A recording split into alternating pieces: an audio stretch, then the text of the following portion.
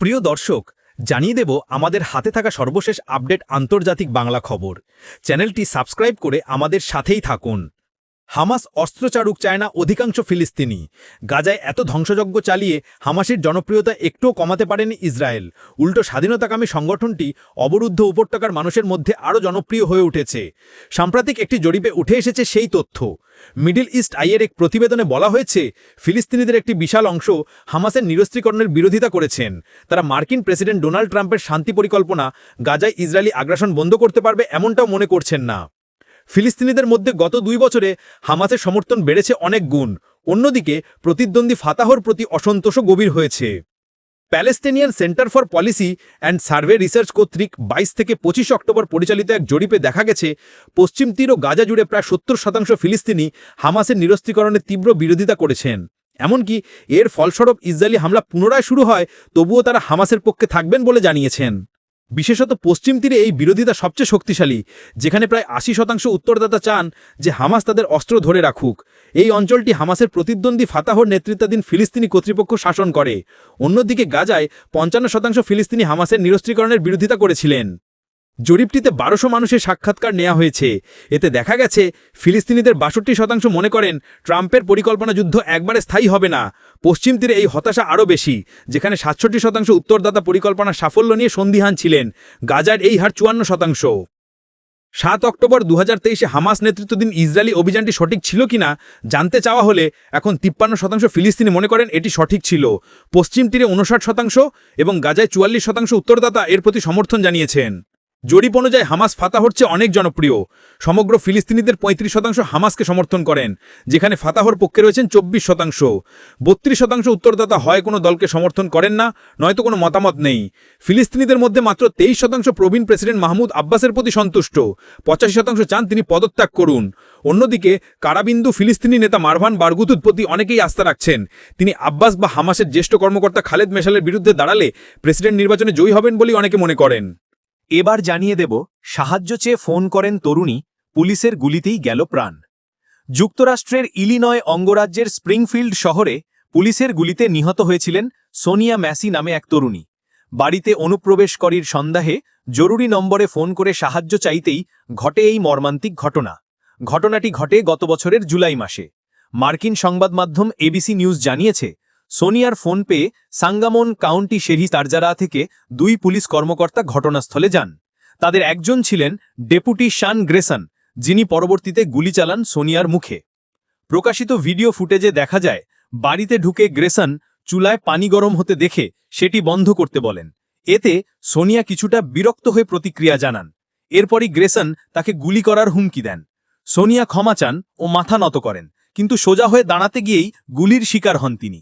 এ ঘটনায় শাম ড্রেসানের বিরুদ্ধে প্রথমে পরিকল্পিত হত্যা, আগ্নেয়াস্ত্র ব্যবহার ও কর্তব্যে অসদাচরণের অভিযোগ আনা হয়।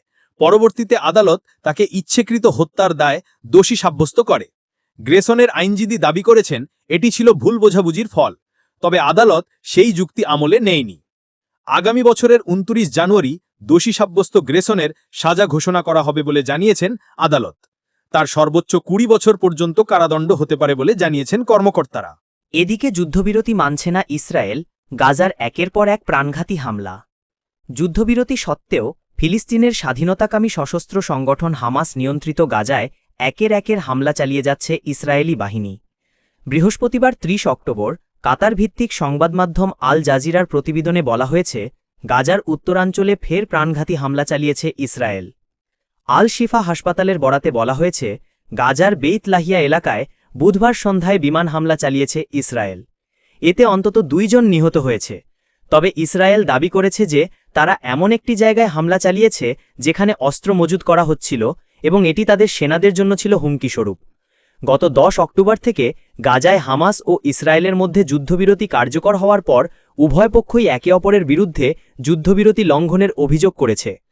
চলতি সপ্তাহের মঙ্গলবার গাজার দক্ষিণাঞ্চলের রাফাতে একজন ইসরায়েলি সেনা নিহত হন। এরপর ইসরায়েলের প্রধানমন্ত্রী বেনিয়ামিন নেতানিয়াহু গাজায় শক্তিশালী হামলা চালানোর নির্দেশ দেন। গাজার স্বাস্থ্য মন্ত্রণালয় জানিয়েছে, হামলায় 104 জন নিহত হয়েছেন, যাদের মধ্যে বেশিরভাগই নারী ও শিশু।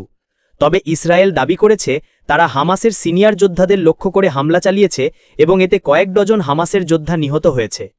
পরবর্তীতে ইসরায়েল বুধবার মধ্যরাতে জানায় তারা যুদ্ধবিরতি আবার পর্যালোচনা করছে।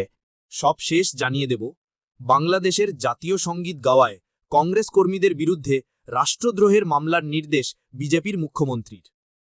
বাংলাদেশের জাতীয় সঙ্গীত গাওয়া দেশদ্রোহের শামিল বলে ভারতের আসাম রাজ্যের মুখ্যমন্ত্রী হিমন্ত বিশ্ব শর্মা শ্রীভূমির অপরাধী কংগ্রেসীদের বিরুদ্ধে দেশদ্রোহের মামলা রুজু করার নির্দেশ দিয়েছেন। গতকাল বুধবার মুখ্যমন্ত্রী হিমন্ত বিশ্ব শর্মা আসাম পুলিশকে এই নির্দেশ দেন। তিনি বলেন, অপরাধী নেতাদের শীঘ্রই গ্রেফতার করা হবে, তাদের বিরুদ্ধে আইনগত ব্যবস্থা নেওয়া হবে। গত সোমবার আসামের করিমগঞ্জ জেলার শ্রীভূমি শহরে কংগ্রেস সেবাদলের বৈঠকে স্থানীয় এক নেতা রবীন্দ্রনাথ ঠাকুরের লেখা আমার সোনার বাংলা, আমি তোমায় ভালোবাসি গানটি পরিবেশন করেন। এই গান বাংলাদেশের জাতীয় সঙ্গীত। ১৯ সেকেন্ডের ওই ভিডিও সামাজিক যোগাযোগ মাধ্যমে পোস্ট করেন বিজেপি শাসিত আসামের স্বাস্থ্য ও পরিবার কল্যাণ মন্ত্রী অশোক সিংহল। সেই পোস্টে তিনি লেখেন, কংগ্রেসের সভায় সেই দেশের জাতীয় সঙ্গীত গাওয়া হচ্ছে যারা উত্তর পূর্ব ভারতকে ভারত থেকে বিচ্ছিন্ন করতে চায়। অশোক সিংহলের আরও অভিযোগ, কংগ্রেস ভোট ব্যাংকের রাজনীতি করে।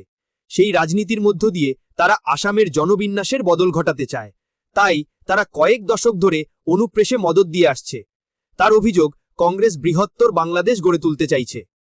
ওই পোস্টের পরপরই এই বিষয়ে ব্যবস্থা নেওয়ার দাবি জোরালো হয়ে ওঠে। রাজ্যের বিজেপি নেতারা মুখ্যমন্ত্রী হিমন্ত বিশ্ব শর্মার উপর চাপ সৃষ্টি করতে থাকেন। গতকাল মন্ত্রিসভার বৈঠকের পর হিমন্ত বিশ্ব শর্মা বলেন, অপরাধীদের বিরুদ্ধে পুলিশকে দেশদ্রোহের অভিযোগ করার নির্দেশ দেওয়া হয়েছে। বাংলাদেশের যারা ভারতের সমুদ্র উত্তর পূর্বাঞ্চলকে তাদের দেশের সঙ্গে অন্তর্ভুক্ত করতে চান, কংগ্রেস তাদের মদত দিচ্ছে। সেই দেশের জাতীয় সঙ্গীত গাওয়া ওই পরিকল্পনাকেই অনুমোদন করছে। হিমন্ত বলেন, কংগ্রেসের সভা শুরু হচ্ছে ভারতের নয়, বাংলাদেশের জাতীয় সঙ্গীত গেয়ে। এটা দেশের জনগণ ও জাতীয় সঙ্গীতের অপমান। এই কারণে তিনি শ্রীভূমির কংগ্রেস কমিটি ও তার নেতাদের বিরুদ্ধে রাষ্ট্রদ্রোহের বিভিন্ন ধারায় মামলা শুরুর নির্দেশ দিয়েছেন। মুখ্যমন্ত্রী হিমন্ত বিশ্ব শর্মা বলেন, কংগ্রেসের নেতাদের শীঘ্রই গ্রেফতার করা হবে এবং আইনগত ব্যবস্থা নেওয়া হবে। কংগ্রেসের ওই সভার ভিডিওটি আসাম বিজেপির পক্ষ থেকেও সামাজিক যোগাযোগ মাধ্যমে পোস্ট করা হয়েছে। সেই সঙ্গে শুরু হয়েছে কংগ্রেস বিরোধী প্রচার। রাজ্য বিজেপির পক্ষ থেকে সামাজিক যোগাযোগ মাধ্যমে লেখা হয়েছে, কংগ্রেস বাংলাদেশের মোহে আচ্ছন্ন। বিজেপি অভিযোগ তুলে লিখেছে, মাত্র কয়েকদিন আগে ভারতের গোটা উত্তর পূর্বাঞ্চলকে নিয়ে বাংলাদেশ এক মানচিত্র প্রকাশ করেছিল। এখন বাংলাদেশ নিয়ে আচ্ছন্ন কংগ্রেস আসামে গর্বের সঙ্গে বাংলাদেশের জাতীয় সঙ্গীত গাইছে।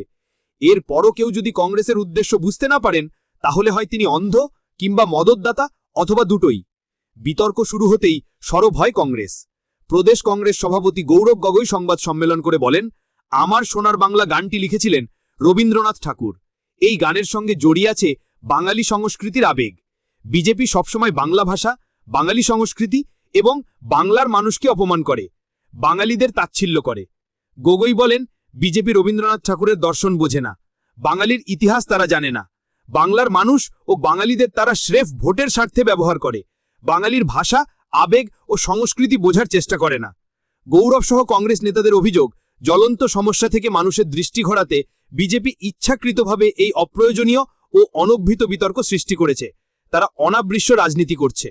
রবীন্দ্রনাথ ঠাকুর আমার সোনার বাংলা গানটি লিখেছিলেন ১৯০৫ সালে, যখন ব্রিটিশ রাজ বঙ্গভঙ্গের উদ্যোগ নিয়েছিল। ১৯৭১ সালে স্বাধীনতা লাভের পর বাংলাদেশ এই গানটিকে জাতীয় সঙ্গীতের মর্যাদা দেয়।